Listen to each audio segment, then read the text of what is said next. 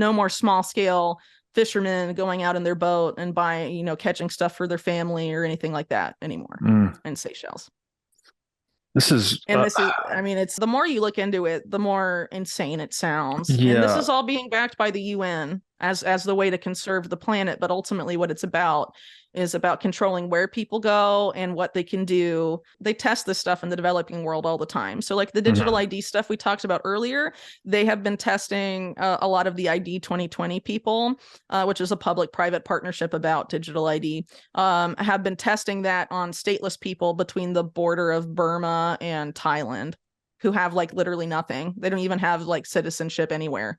Wow. And they're testing it on them and trying to like do all this biometric stuff on newborn babies all the way up, and so they always test it out on people that don't know what's going on and don't really have a lot of agency or a lot of voice in their own government, and then they scale it globally for the rest of us. There's a great book titled Seeing Like a State, and it talks about one of the main aims of statism is to increase the legibility of taxpayers. So you want to know where everyone is, what everyone's doing, right? You need to know all the economic interconnections, relationships, inflows, outflows, so you can tax all of it.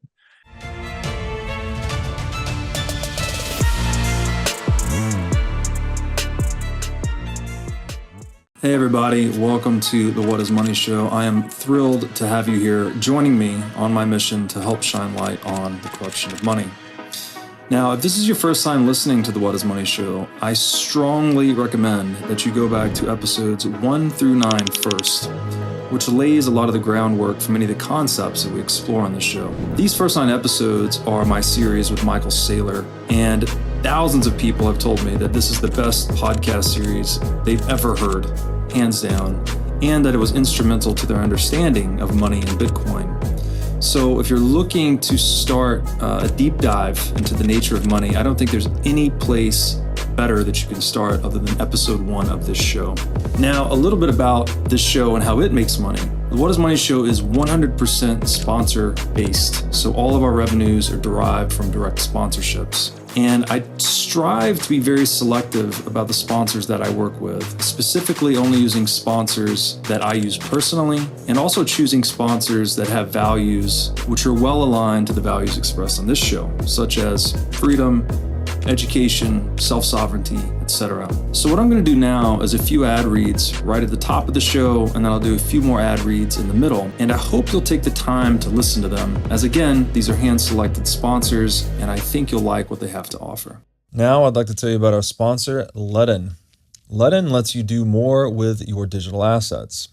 For instance, Ledn offers a B2X loan product that lets you leverage your existing Bitcoin to buy even more Bitcoin. Or you can also get traditional Bitcoin collateralized US dollar loans through Ledn as well. Ledn also offers both Bitcoin and USDC denominated savings accounts, letting you generate yield on your digital assets. Recently, Ledn has launched a Bitcoin mortgage product as well that lets you use Bitcoin to buy a home or finance one that you already own. So go to ledn.io, that's LEDN.io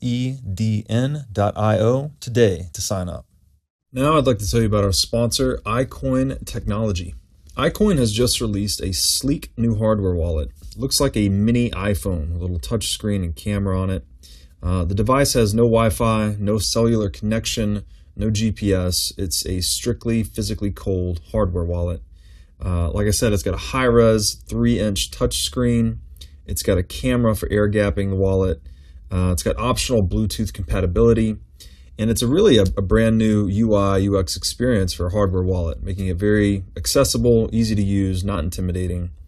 And as we always talk about on this show, the only way you can truly own your Bitcoin is by having it in self-custody. So you need a device like iCoin Wallet to truly own your Bitcoin. Go to iCointechnology.com today and use promo code Bitcoin23 for 30% off of this new sleek hardware wallet. Whitney Webb, welcome to the What is Money Show. Hey, it's great to be here. Thanks for having me. Yeah, it's great to have you.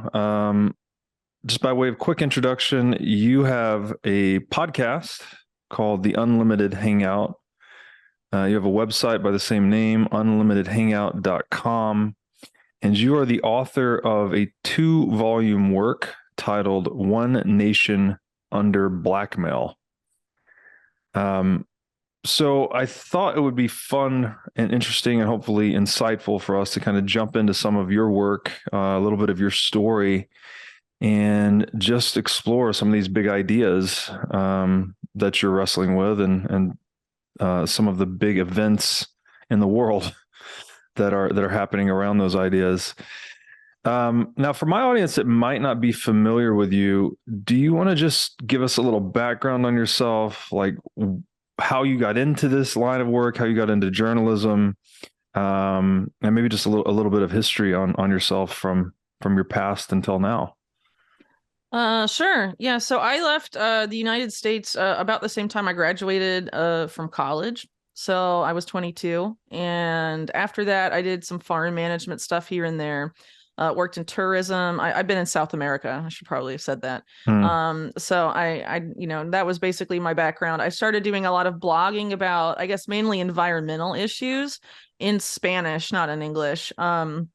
And at some point, the guy I was dating where I live now in Chile was like, oh, this website you read all the time in English is looking for writers. Why don't you apply? And I was like, no one wants to read me.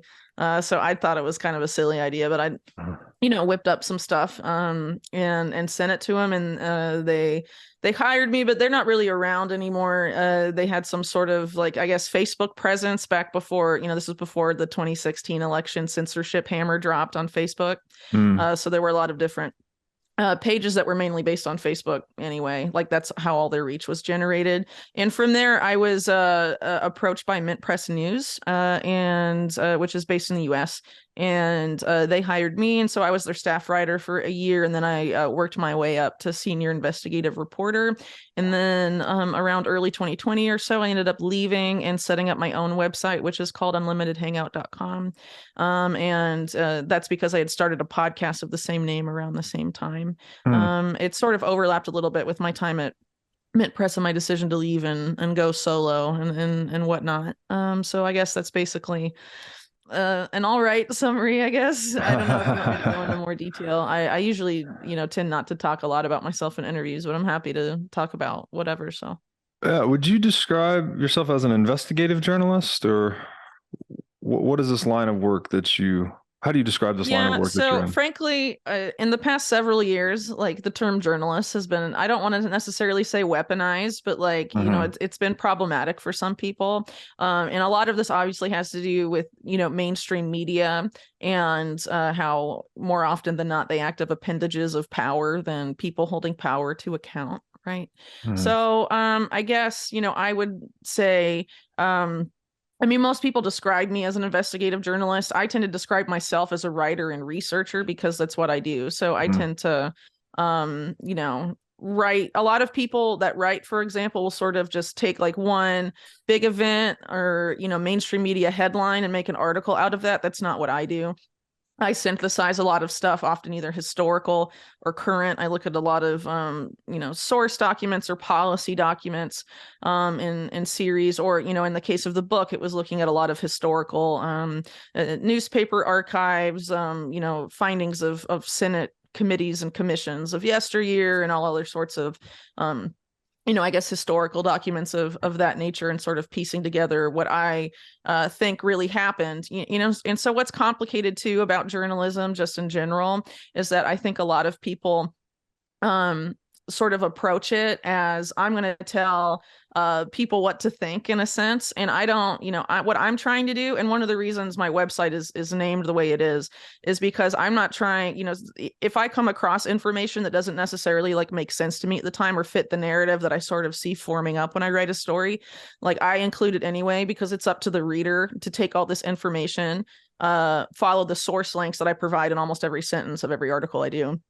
for themselves, and make their own conclusions with the information, sort of engage more with it, because I think we have a problematic paradigm, and it's true for politics as it is also true for journalism as I see it, where people sort of look for sort of they want to celebritize or like convert people into celebrities, so there's this idea in politics of like the political savior, as long as we get the right person in the White House or in this position, everything's going to be fine. And so sometimes in journalism, you have like sort of the elevation of a celebrity journalist, and it's all about them and everything. They told this thing that was really great and revealing and seemingly truthful, and let's listen to what they say. And they sort of get elevated in that same sort of way. They become like a celebrity type figure. And social media, I think, has really aggravated that paradigm. And I think it would be a much better paradigm to have people focused more on the information than the person delivering it. Right. So I try and give people the resources to be able to engage that way with the information. So,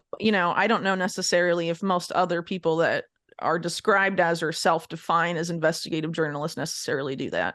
But that's ultimately what I'm trying to do. I write about stuff that I research, and I provide the source links and how I came to those conclusions. And I'm happy to, have a vigorous debate about those conclusions if people want to, but, it doesn't really happen that often. That's great.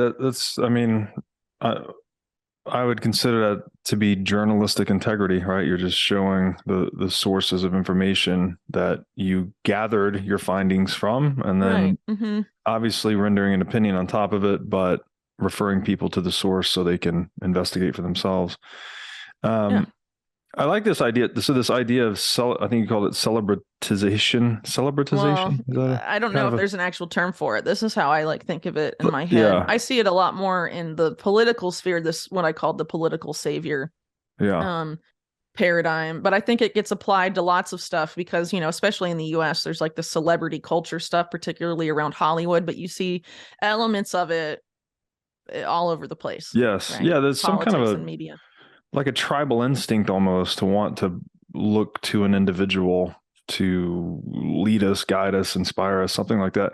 Right. But I think there's a problem in the US with it's not exclusive to the US by any means, but with taking personal responsibility for where things are going. A lot of people are willing to sort of outsource that to other people. And I think it's a lot of the problems we find ourselves in right now could be reversed or at least ameliorated if people started to have a little more agency.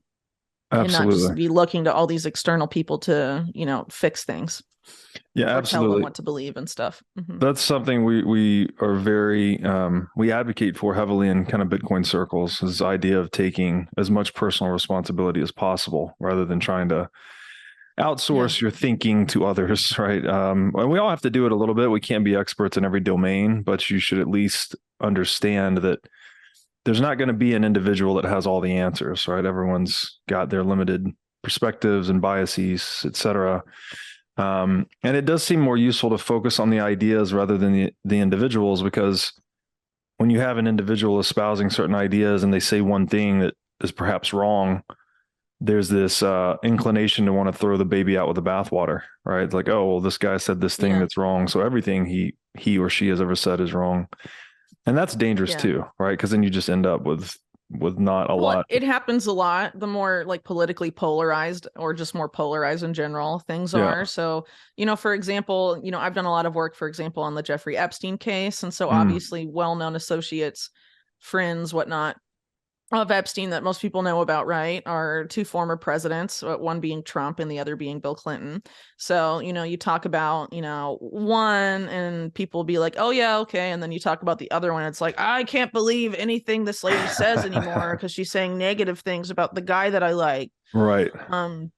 So, it can, again, I mean, there's a lot of different issues right now with modern political discourse that are really setting us up for disaster, I think, in some significant ways. But I mean, I think there's also been some progress to an extent.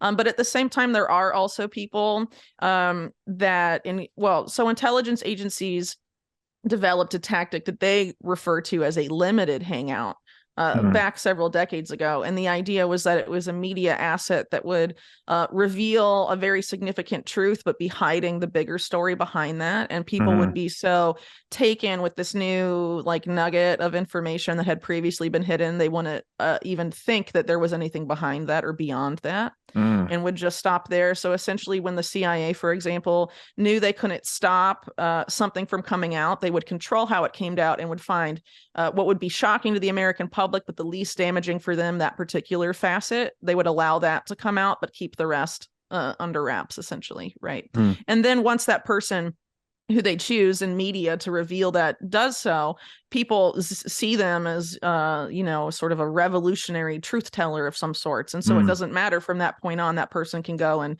just spew propaganda or say things that are false or whatever. And more people are going to be inclined to believe them because of that first event. So there's a lot of very complicated uses of that. And so what I strive for, as at Unlimited Hangout, is to not do that at all and try and pick away at the deeper parts of it, even if I don't necessarily understand what I'm looking at. It's ultimately for the reader to decide. But that being said, though, people evolve over time as they study stuff, particularly power structures and events. It's hard to be a specialist in absolutely everything that's ever happened every country in the world. Of course. So, you can write a story and you can spend weeks researching and writing it, but it's possible that you will miss something, right? So, the hope is then that people would contact you to inform you of what you missed. But ultimately, I think it's about the intention, right? At the end of the day, as a lot of things tend to be. Yeah. Interesting. So what was the inspiration for the title of the book, The One Nation Under Blackmail? Could you just tell us a little bit about where that came from and what that means? Yeah.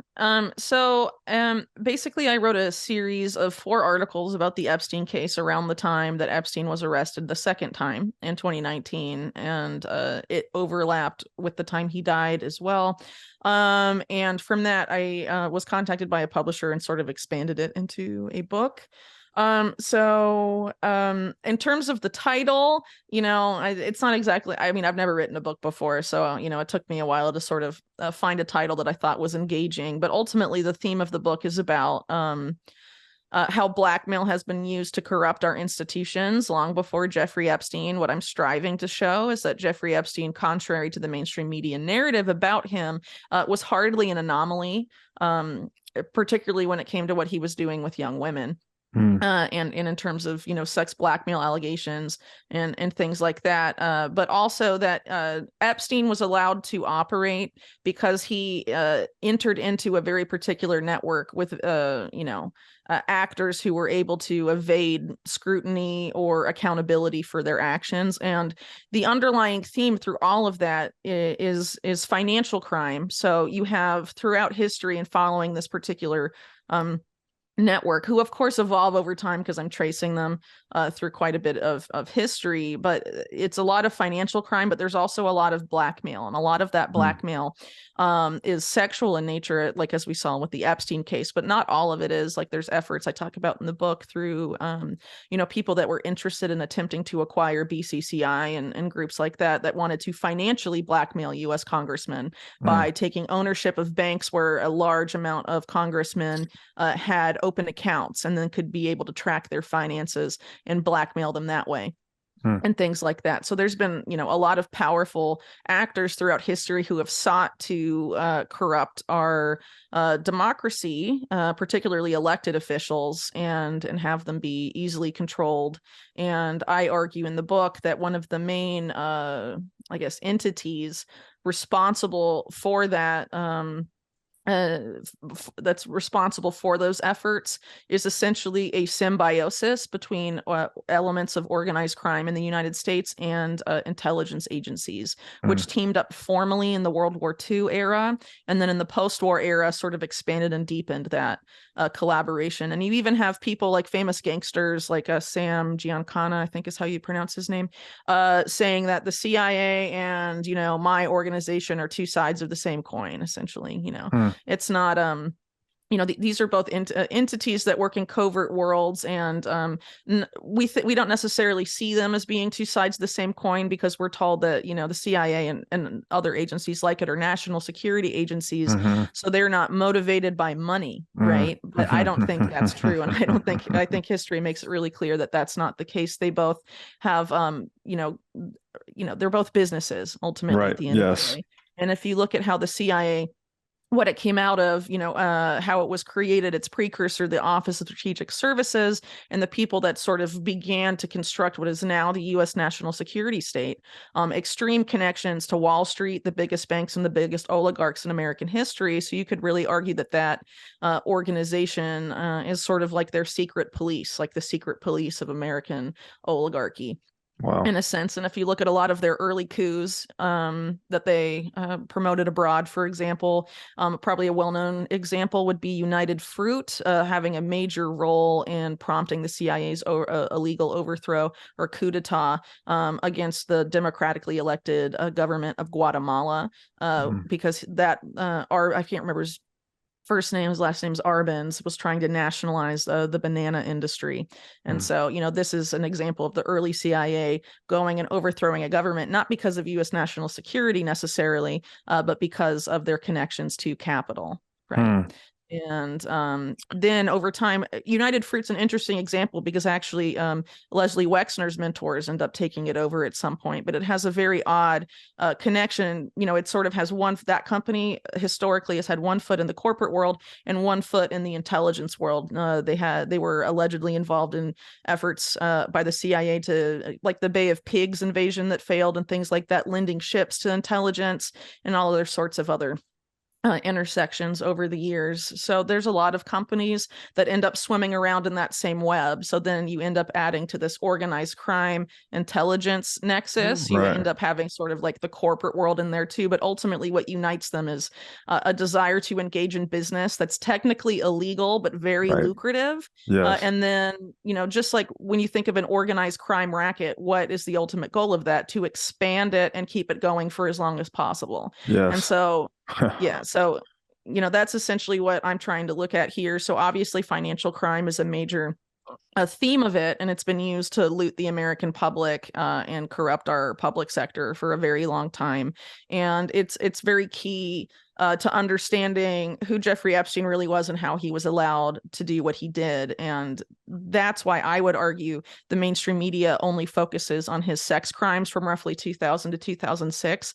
There's no interest really on the part of mainstream media in interrogating what Epstein was doing before the year 2000 or any of his other affiliations with financial criminality or organized crime or intelligence, really, despite the fact that we had when he was arrested the second time, it was essentially admitted by people involved with his first trial and first arrest that, like Alex Acosta, who was Trump's Secretary of Labor for a time, he was told that Epstein belonged to intelligence and to essentially back off, that Epstein was above his pay grade. And so to sign off on this sweetheart deal.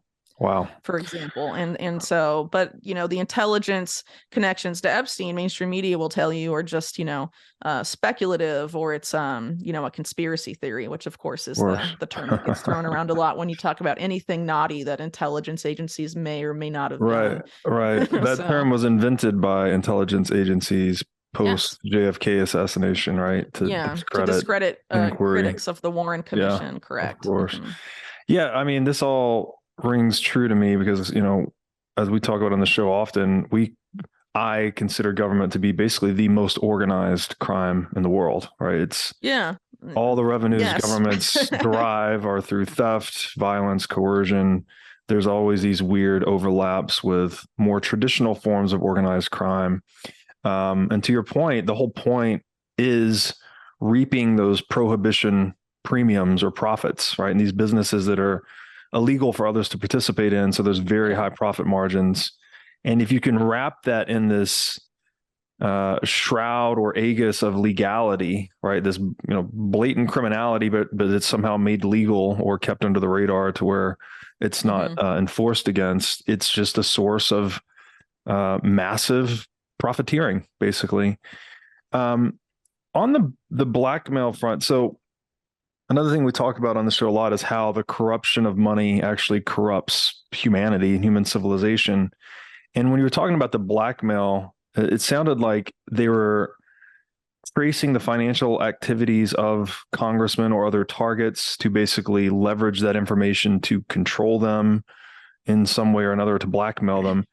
Do you think in this world we're going into, where you'll have untraceable or anonymous money, or at least to be able to use money that's independent of your, say, your state issued ID, would that inhibit the blackmail process if you can't just trace someone's financial activity as you can in a legacy banking system? Yeah, so in theory, yes, but I think intelligence agencies, particularly the NSA in the US and like Israel's Unit 8200, which is like their NSA equivalent, have invested a lot of time and money in trying to be able to trace money that's ostensibly anonymous in terms of where it moves around. So for example, I can't remember that many specifics anymore at this point, but there's been some high profile alleged hacks, ransomware stuff in recent years, right? And a lot of those ransoms are paid in these anonymous, currencies, Bitcoin or other things, right? And so, but somehow the FBI like is able to find a lot of it really quickly. How did they do that if they weren't investing in trying to it's track definitely that stuff down? So it's not easy to anonymize it for sure, and I think a lot of I guess people that wish they had anonymized it maybe just did not, and you see the FBI seize it or trace it. So there's a major effort not just to do that, to corrupt the ability to have it anonymous, but there's also the effort to illegalize anonymous money at the same time, for right? Sure. To criminalize it. And I think, honestly, I've written a lot in the past about how there's a lot of suspect stuff with a lot of these ransomware cases specifically, and how it's basically that whole narrative about how ransomware's, works today, if, per the official narratives about these events, that if we could stop Bitcoin, right, then we could stop cybercrime. And one of the main drivers of those types of policies and ideas is a public-private partnership housed within the World Economic Forum that is called the Partnership Against Cybercrime. And it's mostly the big banks, like Wall Street banks, some intelligence-linked tech companies, and then, of course, major parts of our government, the UK government and the Israeli government are there. So in terms of the US government, what you have there is the FBI and the Department of Justice. I think in the UK, it's their National Crimes Agency, and then it's Israel's National Cybersecurity Directorate or something like that. So, this is a very interesting collaboration. And because you have the Department of Justice and the FBI there, I think it's very important to pay attention to, specifically in the US. So that they argue in the policy papers produced by this public-private partnership that there needs to be an elimination of online anonymity, period. And that's the only way to stop cybercrime. And so this ties into this whole they want to do that for financial reasons, but also to stop hate speech and other things of that nature that they, sort of attempt to relate to cybercrime and ransomware. It's kind of a tricky connection to make, but, they are trying to basically argue for regulation at scale. So they're trying to have all their boogeymen interconnected and together and conveniently, make the narrative that it will conveniently be wiped away. If this particular solution they're promoting is implemented. And it's very problematic ending online anonymity for a variety of reasons. And there's been numerous efforts over the years. So back in the Obama administration, for example, there was the effort to create the driver's license for the internet, which would, basically be you'd have to have a state issued ID, whether a driver's license or a state issued ID card, and that would be connected to your government access. This idea or policy has been folded into a lot of the digital ID white papers of the World Economic Forum and related organizations, who, of course, for example, are developing digital ID infrastructure in Canada and the Netherlands, right? So it's not like this isn't having real world impact. And in those white papers, the idea is to have, not just your internet access tied to your digital ID, but your ability to travel, your vaccination history. So like the whole vaccine passport thing, your ability to access any government service, your ability to access your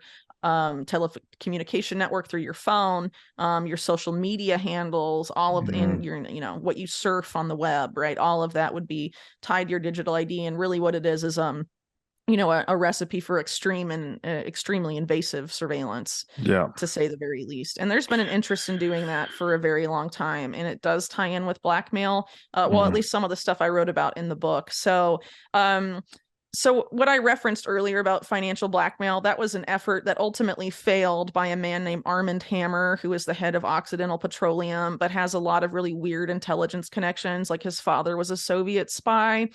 He was allegedly affiliated with different intelligences, including in the Soviet sphere, but was allegedly more closely enmeshed with the Rockefellers and groups that have been trying historically to implement global governance, whatever that means. So he was particularly interested in acquiring a bank that was later used to bring BCCI into the U.S. financial system, because a lot of congressmen had accounts there, and he wanted access to that for the purposes of financial blackmail.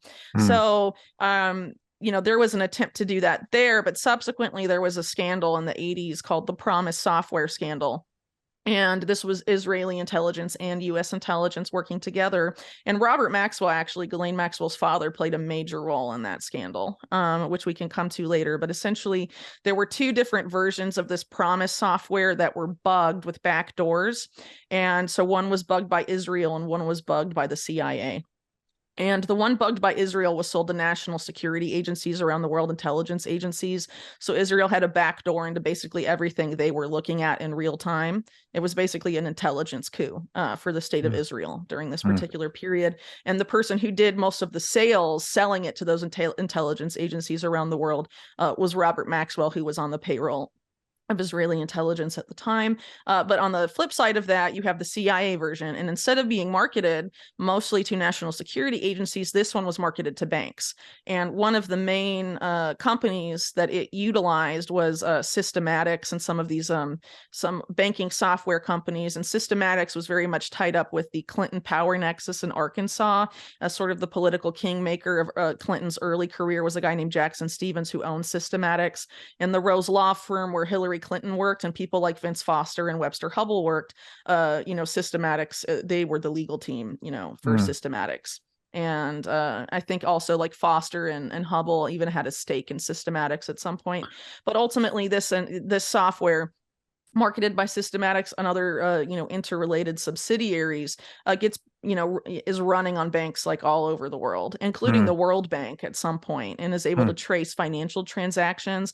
And this goes back to a very particular group that was using this for the purposes of blackmail also. And also using it to launder a lot of money, because ultimately what Promise as a software program was very effective at doing was tracking people and also tracking money. So it basically got sold, for example, to South American dictatorships during Operation Condor, which again has a lot of CIA connections in and of itself, but was using early databases, using this kind of software to scale up their dissident elimination programs, essentially. Wow. So that's how it was used to, quote unquote, track people. Right. So you also have it, but the main other use of it was to track money and money flows. Right. So you can, track that either to, hide your money, or loot other people's money, or find out who's doing what in the financial system, essentially. So suffice it to say, if there was an effectively anonymous currency at some point, it would be very disruptive to this blackmail model, right? Because you need... Yeah. I mean, if you could actually ensure that it was anonymous, then yeah. And if people were allowed to use it, but I would wager, as we're seeing now, that the state would attempt to step in and illegalize that. Technology. Yes, they absolutely will. Yeah. Will and are, I would say, to a large extent. What do you mean? So in your writings, you often use this phrase deep politics, and it sounds like that might be a lot of what you're talking about here. Could you just unpack that term? What do you mean by that? So I think the person who first used this term there may have been someone before him, but like Peter Dale Scott, who's done a lot of, works, I guess you could say, about interrogating power in the United States and how it's affected our history over time. And so I guess I would say, so what's the opposite of deep politics, right? So that would be superficial politics. So that's would be like what you see on, CNN and mainstream media about the narrative regarding how power actually functions and sits in the United States. So per that narrative, who controls the country? It would be Joe Biden. who makes all of the decisions, and, that's a pretty fair response to chuckle at that, right? So, and the idea that, a lot of those narratives put out for the public aren't necessarily accurate. They're what they want the public to believe about how power operates. So in contrast, I would say that deep politics is about interrogating where that power actually lies and where it sits and what it aims to accomplish, what it does, what it has done over time, what it aims to do now. I mean, if you're trying to figure out what's actually going on right now, specifically with the intent of trying to figure out what's going to happen a year or two from now, or like where things are progressing, or where we're being driven, ultimately you have to understand who's driving the car, right? Who's running things, and how those people or those structures have operated, how they developed, how they've evolved, and where they're taking us now. Because if you're going to be watching CNN for those answers, you're not going to find it, right? So yeah, no, well said. My view is that I think JFK was probably the last real president we had in the United States, someone that actually tried to make changes to the prevailing power structure. And I don't know to what extent he was compromised, not compromised, but there was Executive Order 11110, where he was basically going to take away the exclusive power of the Federal Reserve to issue currency and restore some of that to the U.S., right, to citizens. And shortly after, he was assassinated, obviously. Not necessarily saying that was why. There were a lot of people he had mad at him at that time. He'd angered a lot of people. Yeah. So, and on both sides, like you said, on the organized crime side, he had the mafia that was upset with him, and also central bank insiders and the government. So he had a lot of and the Central Intelligence Agency, right? Yes, right. Yeah, and a lot of also the state of Israel was mad at him because he said no nukes for you, which they didn't like. So all sorts of different actors who were very unhappy with him. Sure, yeah. So ultimately, what's interesting about Blackmail and JFK is that there were efforts very early on to try and control him through sex. Actually, he was targeted by a blackmail ring that was very much tied up with the UK aristocracy that had previously, just a few years before, brought down the British government of Harold Macmillan through what is known today as the Profumo affair. Profumo was the last name of the Secretary of War in Macmillan's cabinet that was sexually blackmailed, essentially, because it would have stopped. It was an effort to sort of end Cold War hostilities that Profumo was involved with, and so the sex blackmail thing sort of destroyed any sort of efforts there, because it involved some Soviet attaché based in Britain. I can't remember all the details. Sorry about that. But essentially, one of the women from that group was brought over by a British man to New York, and she slept with JFK sometime between the time he was elected president and before he was actually inaugurated. So he was targeted in that particular span of time, which is pretty interesting. But then she was caught, right? And there were efforts, and there were sort of inklings in mainstream media hinting that there was a connection of Kennedy to the Profumo people. The Profumo affair people, but it ended up not going anywhere. It's very odd. So this woman, whose name, at least the name at the time she was using, was Mariella Novotny, she was caught, right, for what she was essentially doing, but she was spirited out of the country with apparent CIA help, and the FBI had her client list, because it wasn't just John F. Kennedy that she was taken over to entice, I guess you could say, right? Her client list is held by the FBI, but they destroy it. Weird, right? So I don't know. A lot of parallels between some of the stuff you see more. Yeah, it's client list disappearing left and right. So given the centrality of money and all of this blackmailing and corruption, what is the role of central bank shareholders? Like, is that the nexus of power in your view? The people that control the money effectively are pulling the strings in a lot of this, or how do you view the role of central banking and the locus of that deeper political power structure? So obviously, it's very much a key part of it. So I guess, I suppose it would depend on an extent to the central bank in the country you're talking about, not necessarily a lot. But, in the US, the Federal Reserve System, I think most people know, and I'm sure your audience knows, the outsized role that private banks and Wall Street play in the central banking system in the US, right? So if you look at the central banking system then as an extension of those banks, and then you see the other things that those banks do, for example, their role in creating the CIA and the OSS and these entities, they take on a very different dimension. So I think it's, in terms of, Wall Street, there's actors there who have an outsized role in affecting US, monetary policy, and also, what happens in these more shadowy financial worlds to a significant degree, right? And at the end of the day, I would say that a lot of the power ends up sitting there. Right. But obviously it goes beyond that. I mean, I think what we're seeing when you start look into this type of stuff a lot, it becomes quite clear that there's a lot of transnational networks of capital. So it may look like a lot of this is necessarily based in Wall Street, but you have other hubs of, that are connected to that, of those types of activities. And a lot of it seems to have to do, with banking centers. So a lot of people have written, for example, about the outsized role of the city of London, for example.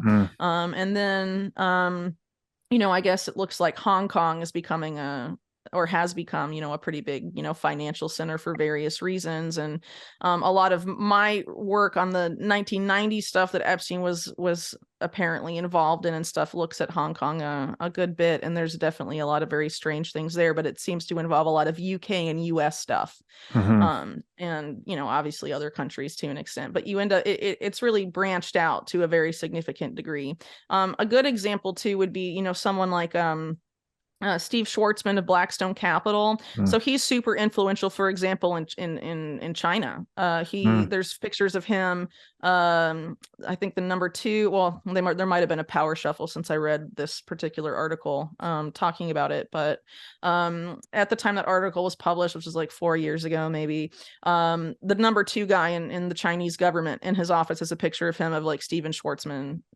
He and Steve Schwartzman hanging about, and he and Henry Kissinger hanging out, So there's like these, different connections that don't really fit with the more superficial narrative of how things are really working. So if you believe, the more superficial narrative of power, it's all about nation states, and it's this nation state versus this nation state. Right. So China's our adversary nation, but then it doesn't really make a lot of sense why you'd have certain people, certain investments being made.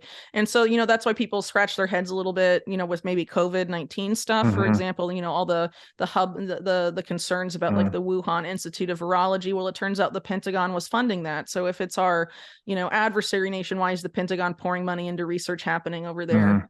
It's weird at times. And so one of the weird things that I was writing about in the book about the 1990s that involved the Clinton administration and apparently Epstein was related to a massive, very illegal tech transfer, specifically of military technology from the US military to China by rather illicit means. And this is rolled up in this scandal that later becomes remembered, at least by conservatives, as Chinagate. But I think it's kind of more of a misnomer, because a lot of the people that were responsible for that tech transfer were the same people that were involved in Iran-Contra like a decade before. And that was all about stopping the communists. And then in a decade later, they're, helping the communists. Right. So, ultimately, it's about selling weapons. Right. Yeah.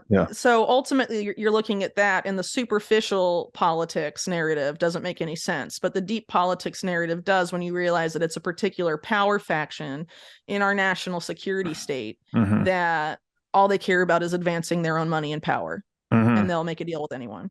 Right. Yes. No, brilliantly said.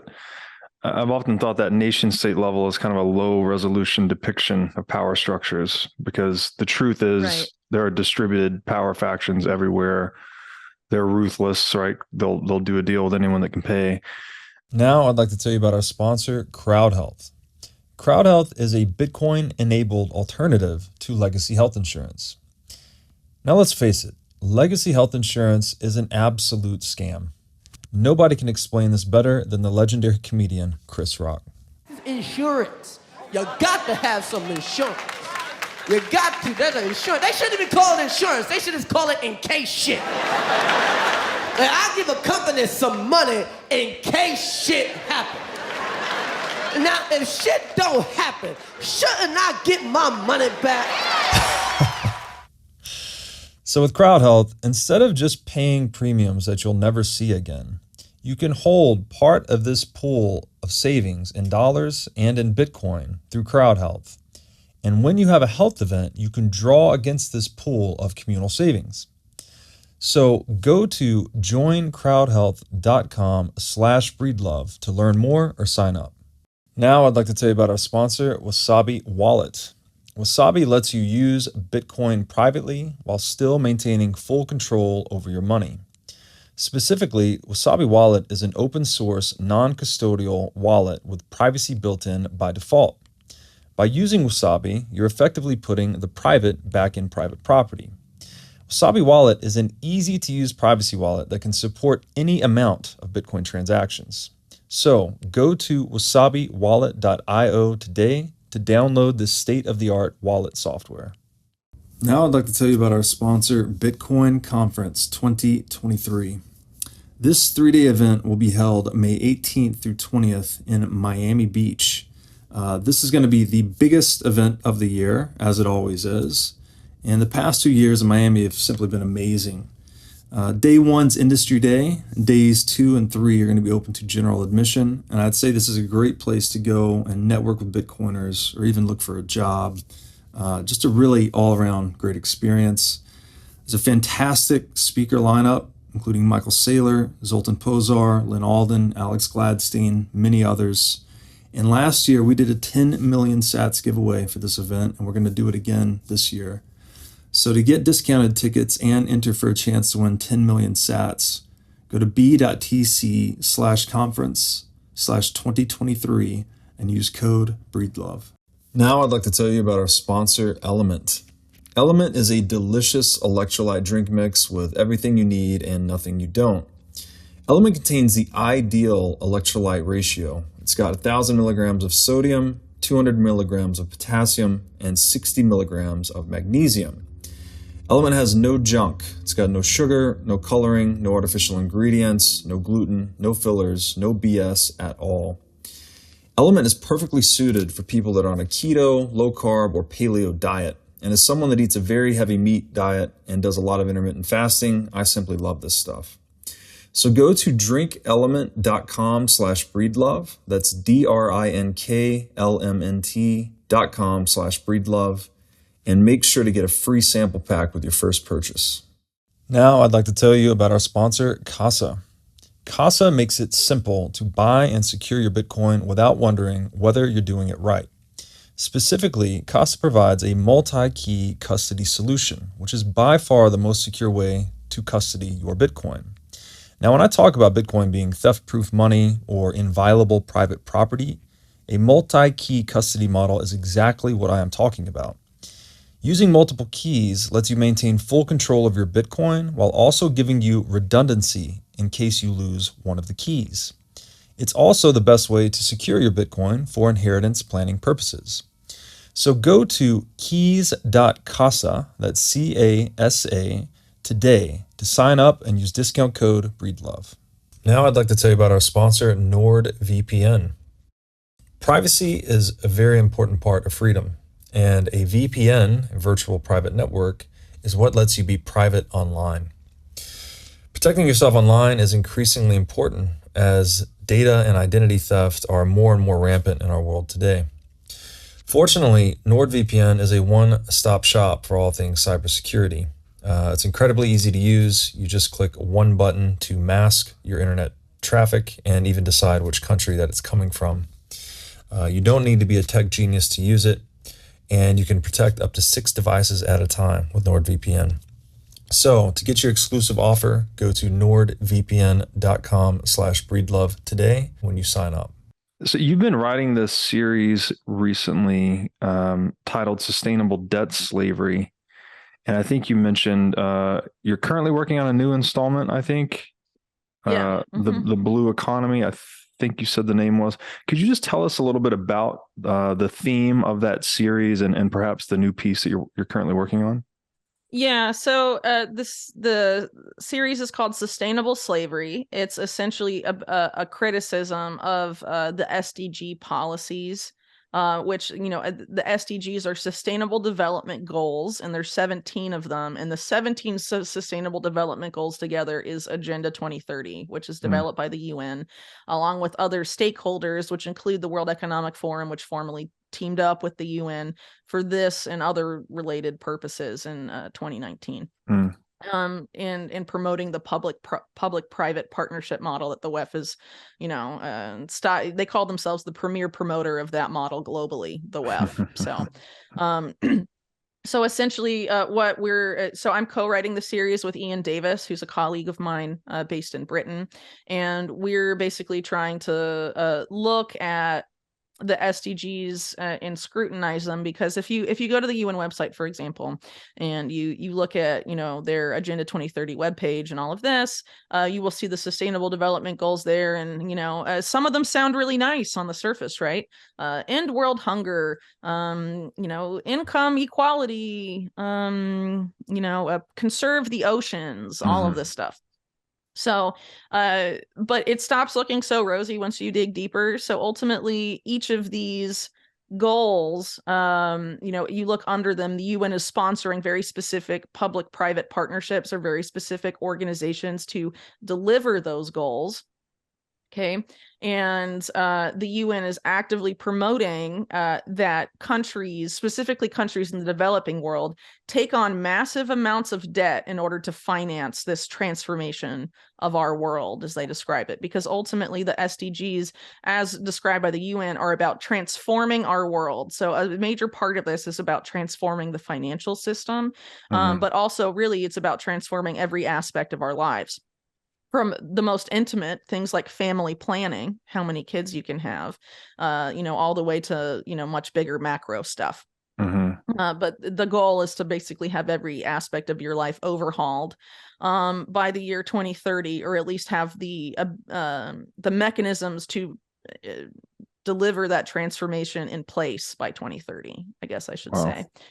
Right. So you start to look into them. They become very uncomfortable very quickly. So the first installment in the series, we talked about the last Sustainable Development Goal, which is number 17, and it's about delivering or creating partnerships to deliver the SDGs, or I'm paraphrasing, but it's something like that. So it's all about public-private partnerships and promoting.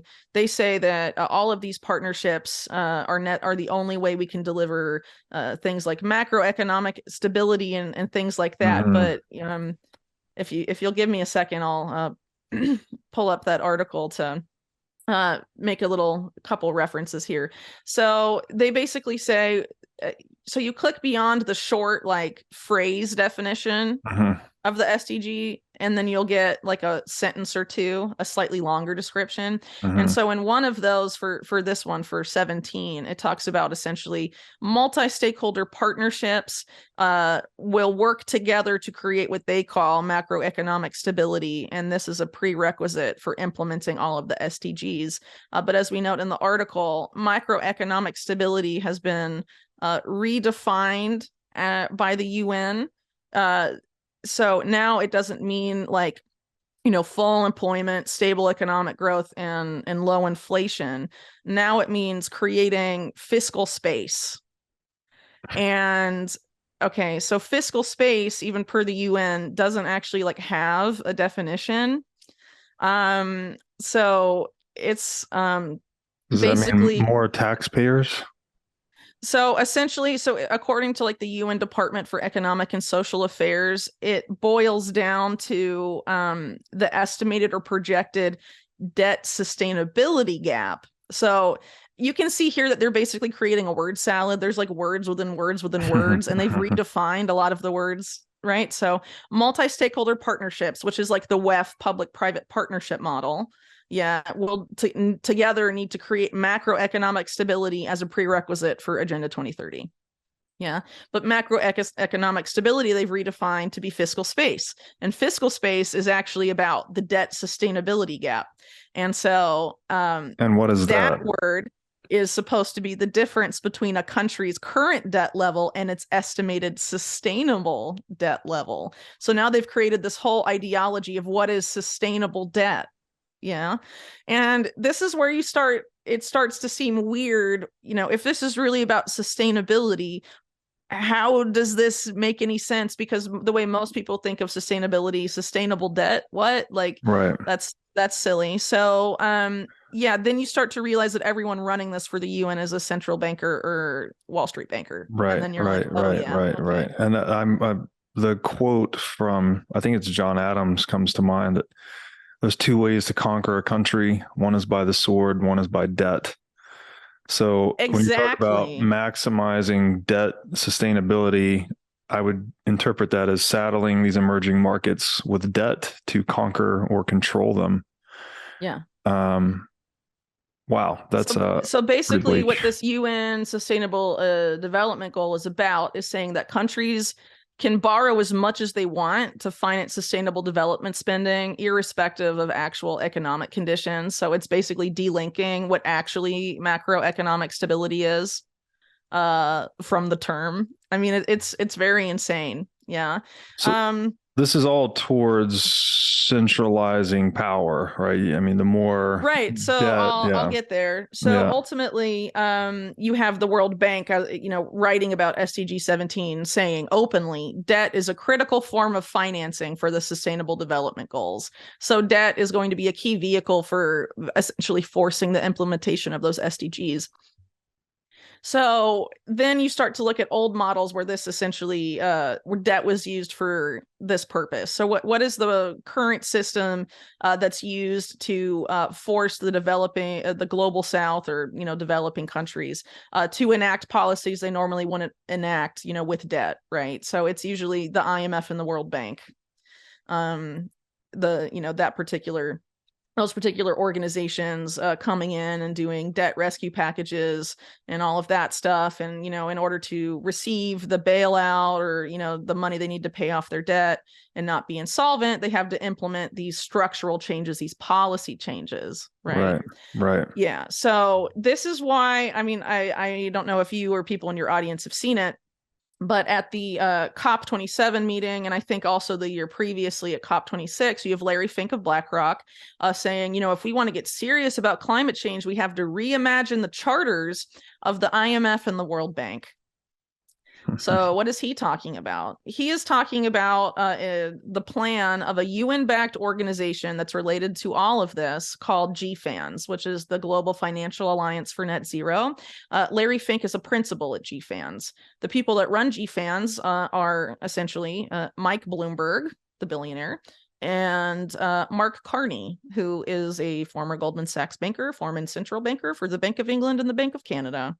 So these are the guys, running the show here. And what GFANZ put forth in its policy papers, at least one of the ones they had out last year, is that what they hope to do for the alleged purpose of reaching net zero more quickly is to reimagine the IMF and the World Bank by merging them with the private banking interests that compose GFANZ, creating a new system of global financial governance, their term, and essentially eroding national sovereignty by forcing countries to establish business environments that are friendly to the interest of GFANZ members.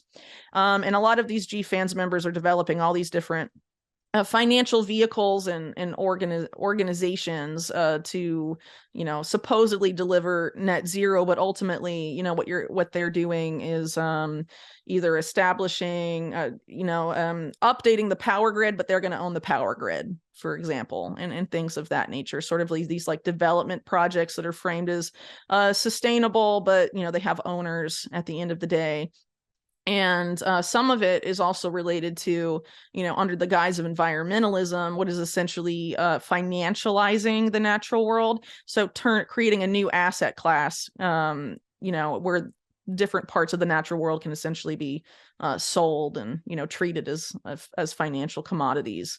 Right. And this happened in a big way, I guess, a year or two ago. The New York Stock Exchange teamed up with an entity called the Intrinsic Exchange Group, or IEG, which is sponsored of itself by the Rockefeller Foundation. And they created a new asset class called I forget exactly the term for it, sorry, but they created natural asset corporations, which you can now trade on the New York Stock Exchange. And a natural asset corporation, the first step, you can look at the Extrinsic Exchange Group's website and their like infographics. It's very telling.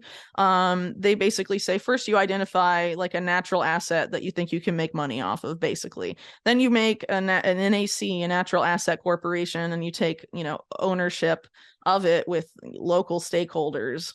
And then you go public and have an IPO. So this is about, and they describe the opportunity, the opportunity of this by beginning to monetize what they refer to as nature's economy.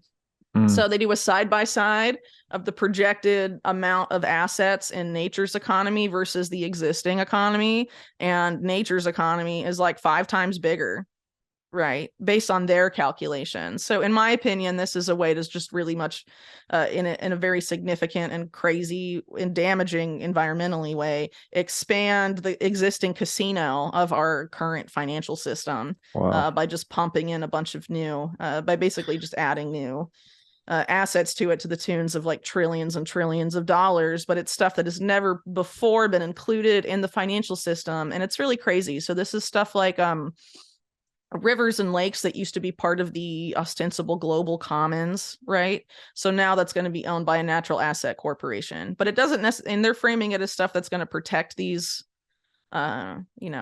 natural features, right? But here's an example of what a natural asset corporation can do. So for example, I live in the Andes in Chile. So let's say a natural asset corporation decides to take ownership or, buy for the purpose of conservation a group of 3 mountains in the Andes, right? And let's say that they know that there's copper there, some other sort of metal that tends to be found in the Andes. So they are there to ostensibly manage it and conserve it. But okay, so this mining company comes along and says, hey, Natural Asset Corporation would really like to mine one of these 3 mountains and set up a mine there. And then, based on how the system is set up, they can go and find some offset. This is how carbon markets work too, right? You can find some sort of offset for the environmental damage that's going to be caused by your mining project somewhere halfway around the world. And then that makes it okay per the system to go and then mine this mountain that's supposed to be under conservation. So it's just like it's a giant redistribution grift scheme.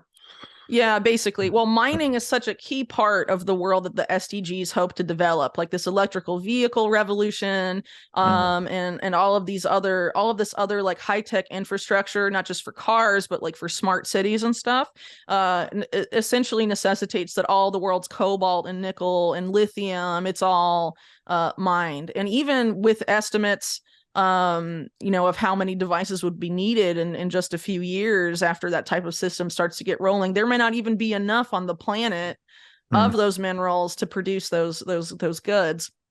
So it's really crazy, especially when you consider how environmentally damaging mines are. It's a major issue in South America, and it's a major issue in Africa. And of course, these are the very continents most targeted by, GFANs and these other entities. And a lot of the same people involved in GFANs, for example, Mike Bloomberg, is part of a consortium of billionaires like Bill Gates and Mark Zuckerberg and people like that have a mining company called Cobalt Metals that is trying to get all of the world's lithium and cobalt and nickel and everything needed to make this stuff. So ultimately, this is about, I would say, concentrating the wealth in the hands of a very few under the guise of sustainable development. And this is just talking about SDG 17 and GFANs. You start to look at some of this other stuff. Like I'm recently, like you mentioned, I'm doing a piece. It's not going to be out for a couple weeks because I'm about to lose childcare for my kids because it's summer vacation here. but it's about, essentially what they call the blue economy and blue carbon markets and all of this stuff, and debt for climate swaps. So essentially, in one of these examples, the leader of this, one of the leaders of this, I guess, is called NatureVest. And this is the impact investing arm of the Nature Conservancy, which until relatively recently was run by Henry Paulson, who was George W. Bush's Treasury Secretary and former head of Goldman Sachs. The guy that said, we'll declare martial law if you don't bail out Wall Street in 2008, that guy. So NatureVest is trying to do this stuff. I think they've done it only so far in Seychelles, in Africa, and Belize in Latin America. And it's this debt for, I can't remember if they call it debt for climate or debt for conservation swap, but it's basically a remaking of the debt for land swap, which existed long before the SDGs and was particularly marketed to like Argentina, for example, by the IMF. We'll forgive your debt if you give us like a big chunk of Patagonia where all these resources happen to be and stuff. So it's essentially like a land grab recipe at the end of the day. And, so they'll forgive X amount of debt, and there's all this financing, there's all these insurance people brought in, and then the country has to agree to a marine spatial plan, they're called. So the one in Seychelles hasn't been implemented yet. It's implemented this year. So Seychelles is like an archipelago nation, like an islands group of islands. That's one nation in Africa, and this is going to cover 100% of its territory, this plan that was created by the Nature Conservancy for Seychelles, right, as part of this debt conversion process. And it's going to divide Seychelles territory into one of two categories. One is a zone that prohibits any sort of extractive human use. You can't go there, you can't do anything with it, you have to leave it alone.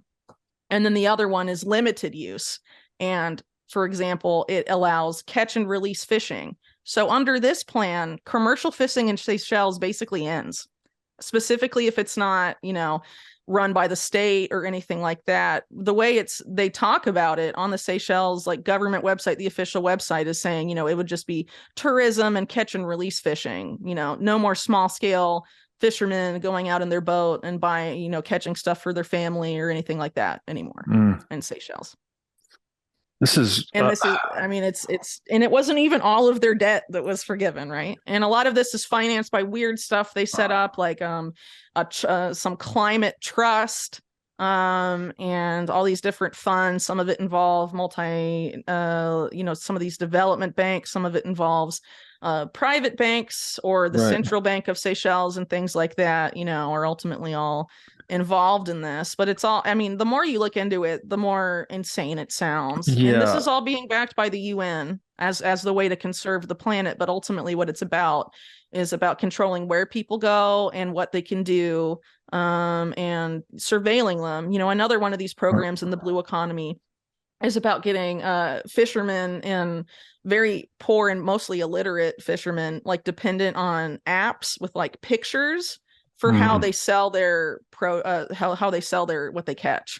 So like they claim to connect them with markets and stuff. And, maybe that works for a time, but a lot, the idea is to scale these models, and the people developing these apps even say that scale these models for use globally. So the idea is to have, it all on, on the blockchain, all visible, all surveillable, what people are catching and what they aren't. And if you're not using one of those apps, then you can't fish. That's essentially like the policy framework being set up here. It's overwhelming. And they test this stuff in the developing world all the time. So like the digital ID stuff we talked about earlier, they have been testing a lot of the ID 2020 people, which is a public-private partnership about digital ID, have been testing that on stateless people between the border of Burma and Thailand, who have like literally nothing. They don't even have like citizenship anywhere.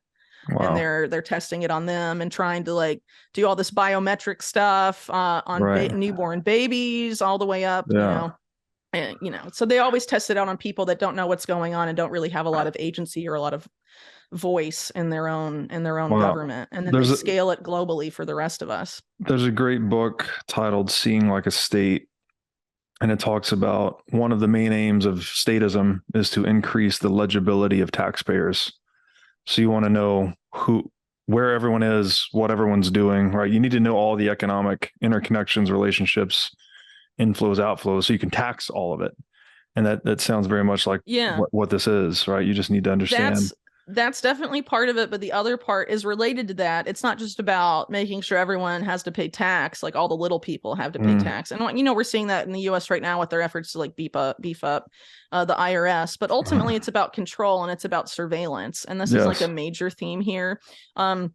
Because you have to factor in AI too. They don't just they want to use AI to analyze all of this data that they're sucking up, not just for the financial purpose of tax, but also to predict what will happen. So a lot of this AI is very predictive, or they want it to be predictive. And you have a lot of these companies behind a lot of this stuff, like Palantir, for example, very much involved in predictive policing. And a lot of people don't know, under the Trump administration, pre-crime as a Department of Justice policy was created by William Barr when he was Attorney General under Trump, in a program called DEEP, which is an acronym for something like disrupt, early engagement, something. I can't remember the whole acronym, but it was essentially justified as stopping mass shooters before they can strike. And at the same time, Jared Kushner was promoting an idea in the Trump administration called HARPA, which would be a health DARPA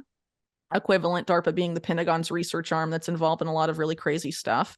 And the idea was to data mine social media activity and then use an AI algorithm to analyze those posts and those direct messages and whatever else is sucked up for early signs of neuropsychiatric violence. Wow. And then basically use DEEP to go after those people to stop mass shootings. And that did not get approved under Trump, but Biden approved HARPA, but called it instead ARPA-H, put the H at the end. So it's ARPA-H. And he put the lady that used to be affiliated with the CIA's DARPA equivalent, which is called IARPA, in charge of it.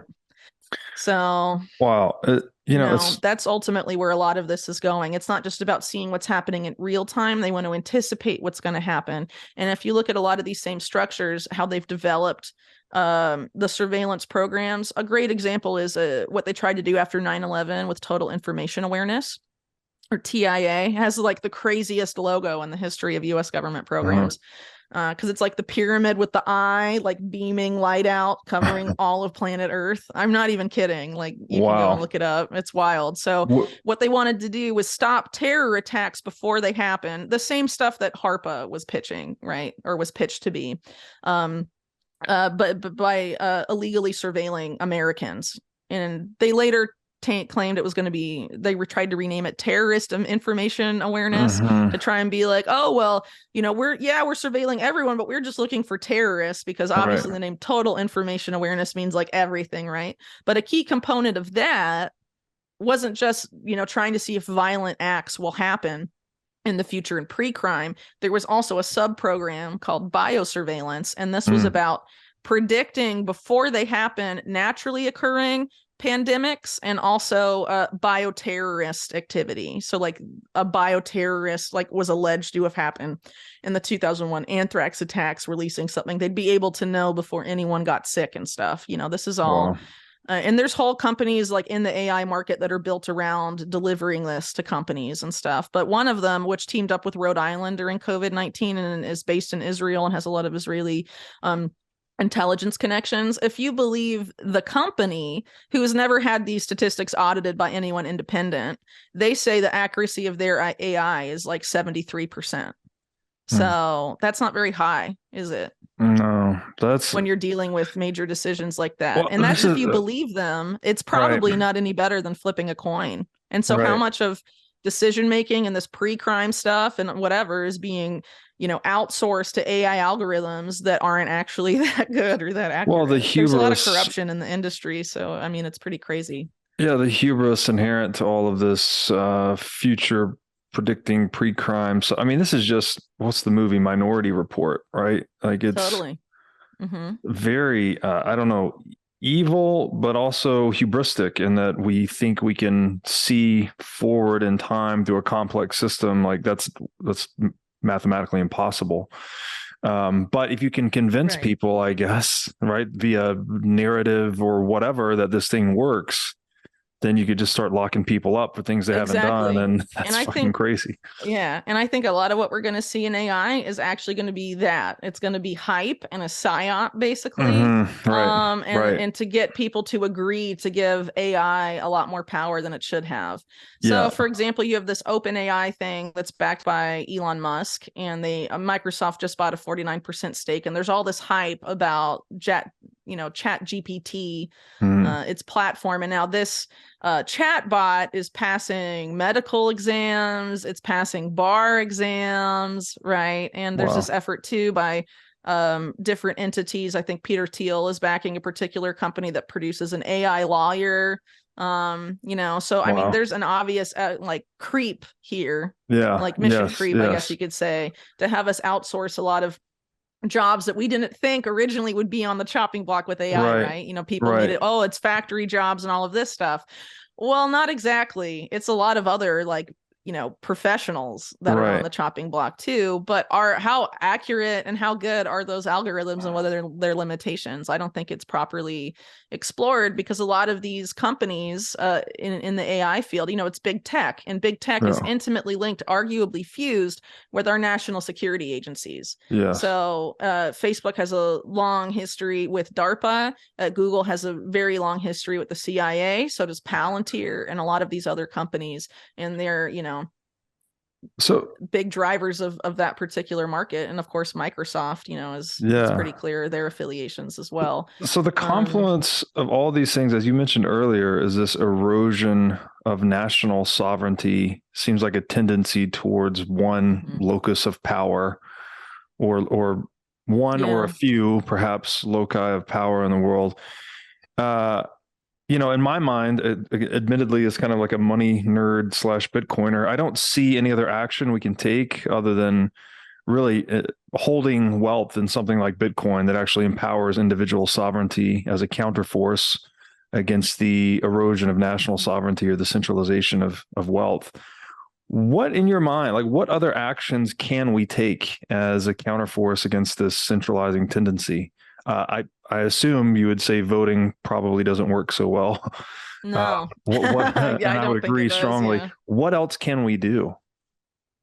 Right. So, what you mentioned about Bitcoin, like that's a step towards sovereignty in your finances. But if you think about like, how is one truly free from the system or whatever you want to call it? It's not just about money, is it? Because money is what like we ultimately use to buy the things we need. But what if you can produce the things you need yourself? Or what if you could be in a community that produces those needs or can assist you with them if you don't have money or something like that, right? Because there have been times, obviously, at some point in human history, I mean, money is a human invention, right? But humans existed before money. Yeah. So, what do we need to survive? Well, food, shelter, all of that stuff. If you are worried about the government going after Bitcoin, or you want to hedge your bets, not have all your, eggs in one basket, it would make sense to invest in a homestead, in a house, in gardening, or even if you can't do that, you can, put money into like farming co-ops or like local farms that can produce it, and they'll supply you in times of, economic crisis or whatever. I mean, there's a lot of different ways to look at it, but ultimately it comes to developing your local community, whether it's like your local homestead or like your neighborhood, somewhere where you can actually, as one person, like affect actual change, which is going to be on the local level. So, unfortunately, especially, it's not exclusive to the US, but I think it's true in the US, like you're not really going to get any help with what's coming from the state or national government. Maybe you have a better shot at affecting change in local government for a window of time. But that's not guaranteed either. And, historically, in times of extreme crisis, people have to lean on each other. And the more prepared your community is, whether, I don't really care how people define the size of a community, but it's definitely not going to be that big, bigger than a county. It's going to be smaller than that. You can, set up a system where you're resilient and independent of the system to the greatest degree possible. And they can't necessarily make that illegal. You know what I mean? Right. So self-sufficiency, right? Like being able to generate your own power, your own food, shelter, etc. If you can produce your own needs, you don't need to depend on anyone else for it. So you have sovereignty. Yeah, that makes a lot of sense. Unfortunately, that's a much more costly existence too, right? That In terms of time, yeah, because you have to yeah, invest because you don't time get in to growing your food. participate in the global division of labor. So I hear you loud and clear. Like, yes, makes all the sense in the world to be But you can do it self-sufficient. on a smaller scale, right? So like Yeah, you don't necessarily have to invest in, okay, I'm going to produce 100% of my own food. You right, can have a smaller garden and be like, I'm going to produce this year 15% right, right. or So something. yeah, you And then need I'm some going to make independence. contact with the people that live down there, and they're going to, grow this stuff, and I'm going to grow this stuff.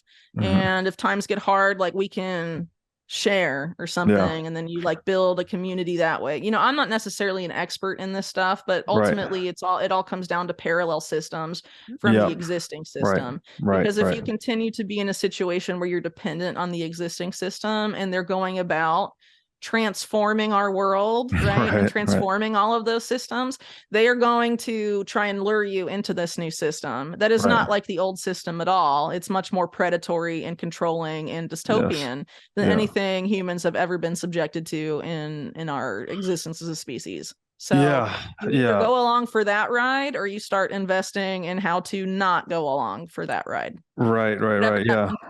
And it's not going to be the same for everybody, right? Yeah. And it's painful either way, right? You can either just lull yourself into complacency thinking that we're all wearing tinfoil hats and none of this will happen. And then you subject yourself to the ultimate pain of that dystopian future, or you invest, Yeah. endure some pain And your now. kids. Yeah. And your kids. Yeah. So, yeah. And then, yeah, grassroots political maneuvering, maybe that has some effect, but obviously it's not going to change No. these giant power dynamics that are already in motion. What motivates you to do this work? I mean, you seem like you spend a tremendous amount of energy and bandwidth tunneling into these rabbit holes. Like, what's your deeper motivation in all of this? Okay, so I guess a couple, kind of hard to explain that without getting really personal. I guess I Mm, could say that, when I was a kid, I had a lot of I had very problematic parents, and things were really not great, and I was lied to a lot when I didn't have to be. And I was sort of one of my parents did something that was really bad within the family, and they intentionally made me the scapegoat for it. And mm, I had to take all this crap when it wasn't me, so it wouldn't be so bad for them and stuff. And so, from that experience and other experiences too, where I had a major lack of trust just in adults, the truth really meant something to me, mm, when you're, mm. but especially at a young age, when you're exposed to the fact that adults lie all the time, and you start to value that stuff a lot more. So Wow. I guess, I couldn't report on anything that I didn't think was impactful and I didn't think needed to be heard by people. Mm, Right. So I guess a lot of my reporting is driven by that, things that I think are of public relevance, to a large extent. And I think a lot of it has to come down with trying to help people understand how these structures really work. Because, I had those particular experiences within my family. But if you think of the government in the US likes to frame itself to public school students as your parents, right? mhm, And so they mhm. want you to feel that way about them, but ultimately it's all a lie. So if you actually want to have any, I mean, I don't know, you have to make the point, make the choice if you're going to live in their lies or you're going to find out what's actually going on. Mm, And once you make that choice, it's impossible to go the other way. And that's right. how it's really been for me. It may have just happened to me at a much younger age than happens to a lot of people because of very specific, stuff in my case, but it developed over time. I went in university, I took some, I can't remember, a class on the Wild West or something, a history class. And I thought it was crazy that I'd heard all about the civil rights movement in school, but I'd never heard about the American Indian movement. I was like, why did no one ever talk about that?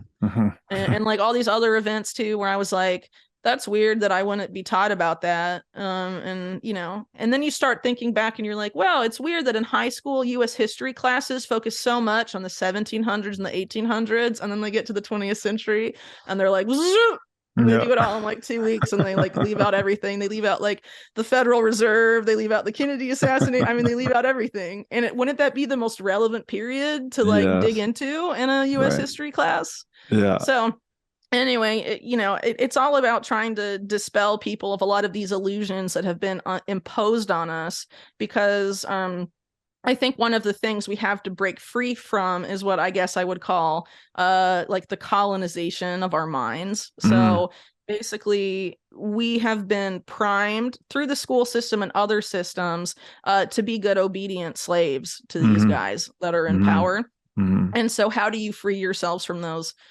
theoretical shackles? Right. Part of it is about taking personal responsibility, like we talked about in the beginning, like not looking for these saviors to tell you what to believe or think they're going to fix everything. And then, I mean, they're going to be marching out over as a lot of this stuff progresses, new faces or different people that they want to fill those roles in our psyches, and we have to say no.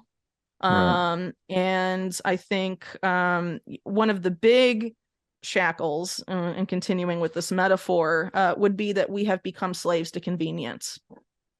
So many people are just willing to do whatever in order to stay comfortable. Right. That, I mean, there's at this point, there's people that are so invested in that they're willing to give up, ultimately, their humanity. When you look at like the transhumanist stuff and things like that, in order to maintain the level of convenience to which they have been accustomed. And I think it's particularly bad for younger generations. But this is a mental thing. I mean, historically, humans have been mentally much stronger than that. But I think, our, masters, the powers that be, have saw how easy it was to entrap people with convenience because of how human history historically has been. Right. So I think we have to sort of, there's a lot people can do mentally to prepare, right? And I think, getting rid of this need for comfort and convenience, that's in my opinion, the main lure that's going to be used to get people into these new systems, particularly the new financial system. And it's how they market it, right? CBDC, how convenient. Digital ID, how convenient, You'll own nothing and you don't be need happy. a smartphone anymore. You can have a chip in your brain. How convenient. You don't have to, because I mean, the smartphone was framed as convenience initially, right? And then they're like, well, now you don't have to do that anymore. You can just pay by swiping your hand. How convenient. And then, it keeps going. And so we are being led somewhere mainly by convenience that is not convenient for anybody, ultimately. Yes. No, it's wonderfully said. And what came to mind, there were, people taking the jab, to just travel or keep their jobs or go on vacation. It's like, it's just more convenient to comply. Totally. Often. There's two different groups of people in that situation. There's the people that like had to comply with mandates because they're like, well, I can't lose my job because then I can't feed my family and all of that. Right. Okay. So that's like one group. But then there's the group that you just mentioned that's like, well, I want to go to a restaurant, and I want to do this. I want to go to the movies. Yeah, so I think that particular group, I mean, you can see how easy it is to get people to, put in a very experimental, what was called before COVID, a gene therapy into themselves, made by very corrupt actors and big pharma. I mean, Moderna and Pfizer have very disturbing pre-COVID histories that very few people seem to know about, or even during COVID were interested in. I actually got deplatformed from Patreon for writing about their pre-COVID histories. But you look at that stuff and it's like, people just don't care because they're like, well, how does that affect me now? I want to go do this thing and this is my ticket to it. And this is convenient for me. I mean, one of the reasons I left the US too is, I'm in my early 30s right now. So about like 10 years ago, I was with people my, own age in the States and was, seeing a lot of these problems we're talking about now back then, which was kind of lonely, to be honest. But, I'd try and talk to people about some stuff I thought would be most accessible. And usually the answer was something like, well, as long as I have Netflix and beer, I don't care.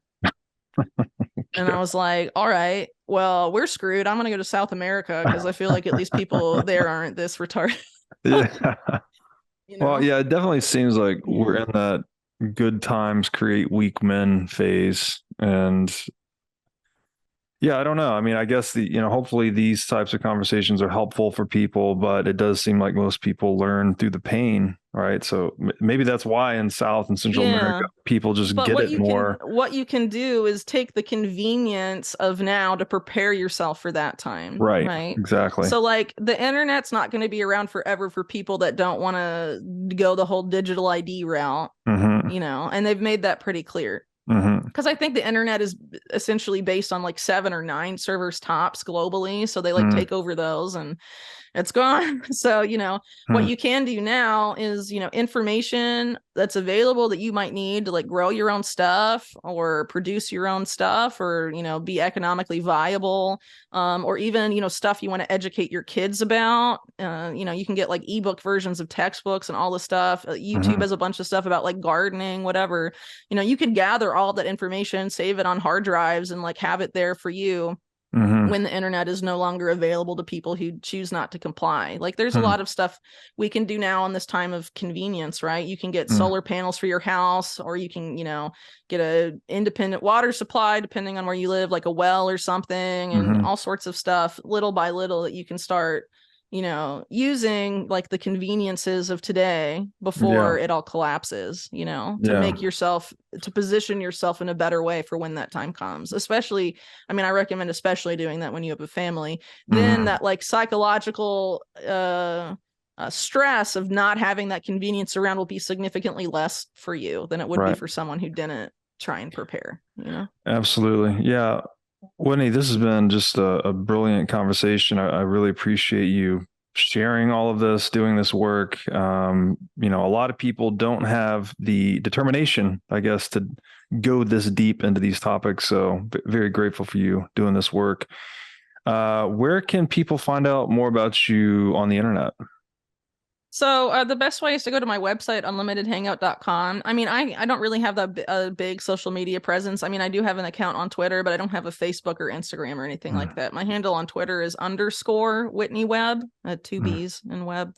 But the best thing really is to go to my website, unlimitedhangout.com. There you can find information about my podcast, which is also called Unlimited Hangout, and that's available on all sorts of podcasting apps. I mean, pretty much anyone that most people use, you can find it.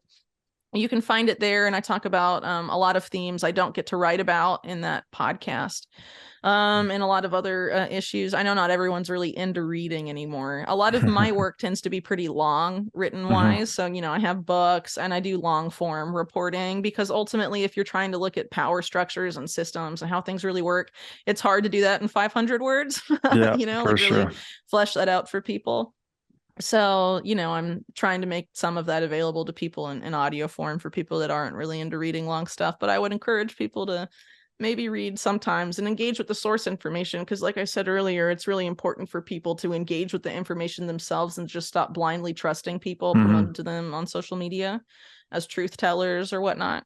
And I would encourage people in the not so distant future to really consider getting off of social media entirely. I think it's becoming just an insane psyop battleground. I mean, what we talked about a little bit earlier with ChatGPT and OpenAI, they're saying now that 90% of the content on the internet is going to be produced by chatbots, generative AI, by the year 2025, and that's 2 years from now.